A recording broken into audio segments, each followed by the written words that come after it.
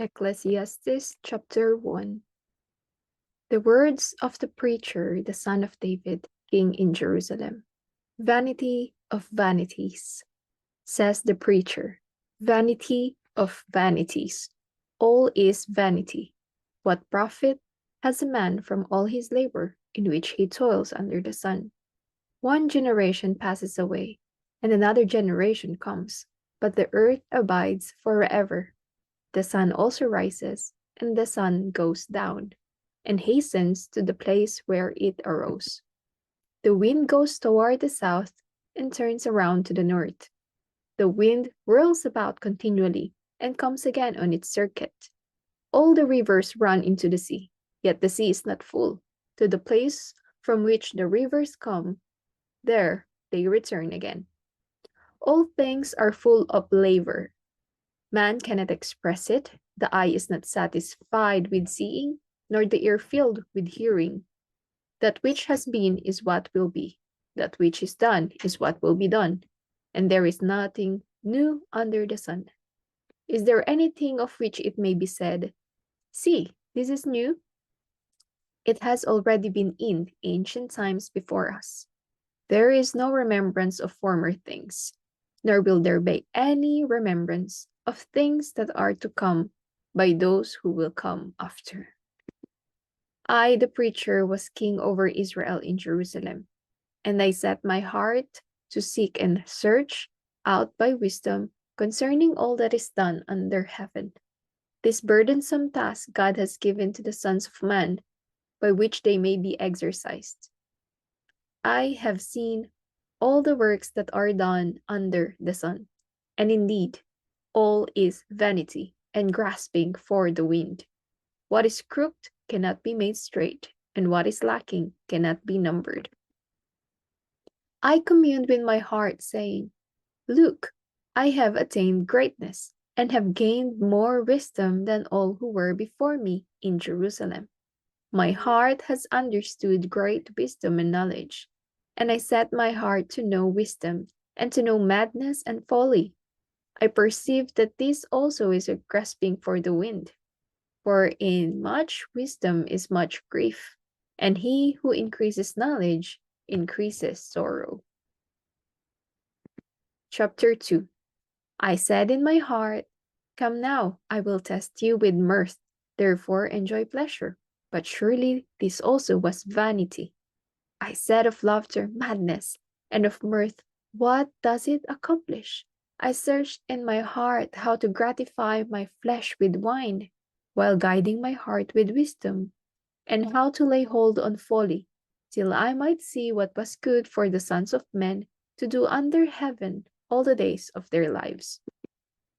I made my works great. I built myself houses, and planted myself vineyards. I made myself gardens and orchards, and I planted all kinds of fruit trees in them. I made myself water pools from which to water the growing trees of the grove. I acquired male and female servants, and had servants born in my house. Yes, I had greater possessions of herds and flocks than all who were in Jerusalem before me. I also gathered for myself silver and gold and the special treasures of kings and of the provinces. I acquired male and female singers, the delights of the sons of men, and musical instruments of all kinds. So I became great and excelled more than all who were before me in Jerusalem. Also, my wisdom remained with me. Whatever my eyes desired, I did not keep from them. I did not withhold my heart from any pleasure, for my heart rejoiced in all my labor, and this was my reward from all my labor. Then I looked on all the works that my hands had done, and on the labor in which I had toiled, and indeed all was vanity and grasping for the wind. There was no profit under the sun. Then I turned myself to consider wisdom and madness and folly. For what can the man do who succeeds the king? Only what he has already done. Then I saw that wisdom excels folly, as light excels darkness. The wise man's eyes are in his head, but the fool walks in darkness. Yet I myself perceived that the same event happens to them all. So I said in my heart, as it happens to the fool, it also happens to me. And why was I then more wise? Then I said in my heart, this also is vanity, for there is no more remembrance of the wise than of the fool forever, since all that now is will be forgotten in the days to come. And how does a wise man die? As the fool. Therefore, I hated life, because the work that was done under the sun was distressing to me, for all is vanity and grasping for the wind. Then I hated all my labor in which I had toiled under the sun, because I must leave it to the man who will come after me. And who knows whether he will be wise or a fool?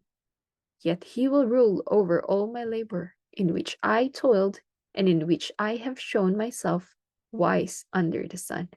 This also is vanity. Therefore, I turned my heart and despaired of all the labor in which I had toiled under the sun. For there is a man whose labor is with wisdom, knowledge, and skill, yet he must leave his heritage to a man who has not labored for it. This also is vanity and a great evil.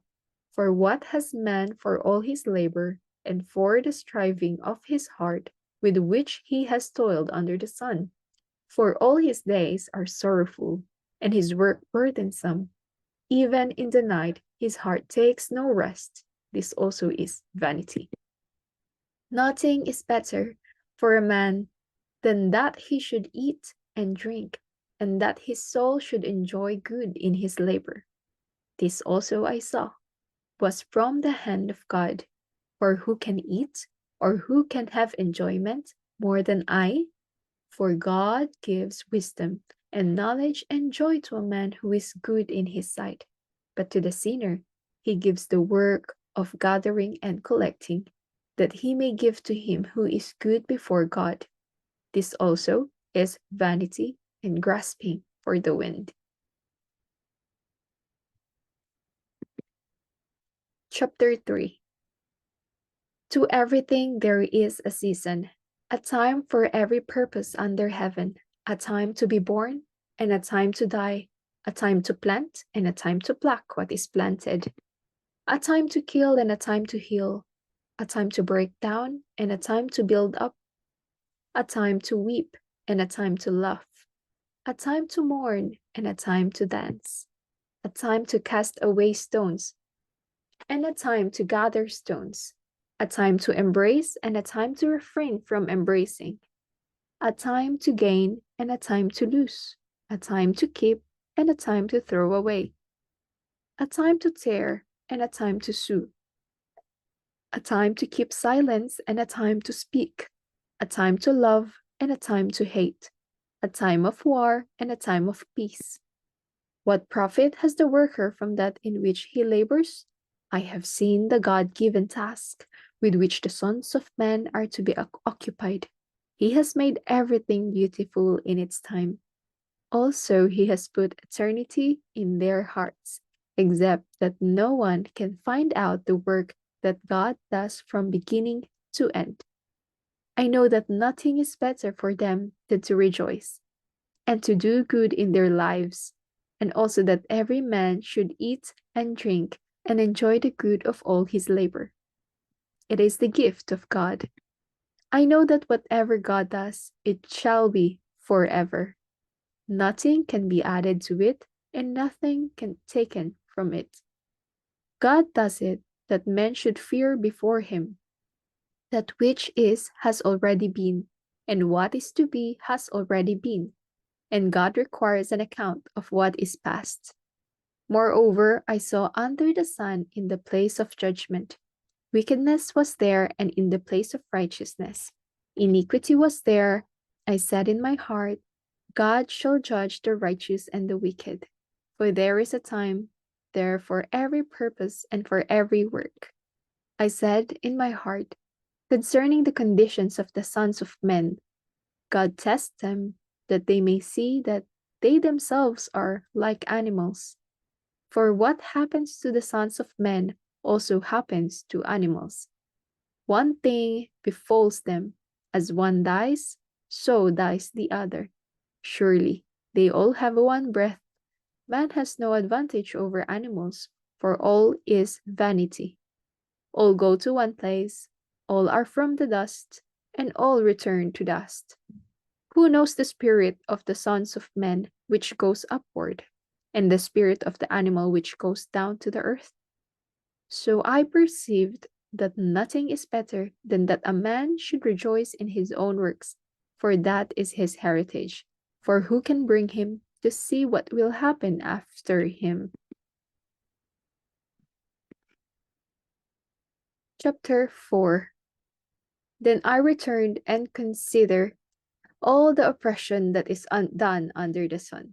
And look, the tears of the oppressed, but they have no comforter. On the side of their oppressors there is power, but they have no comforter. Therefore I praise the dead who were already dead, more than the living who are still alive. Yet better than both is he who has never existed. Who has not seen the evil work that is done under the sun? Again, I saw that for all toil and every skillful work, a man is envied by his neighbor. This also is vanity and grasping for the wind.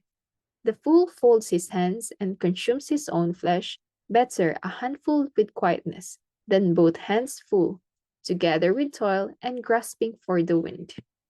Then I returned, and I saw vanity under the sun. There is one alone, without companion. He has neither son nor brother, yet there is no end to all his labors, nor is his eye satisfied with riches. But he never asks, for whom do I toil and deprive myself of good?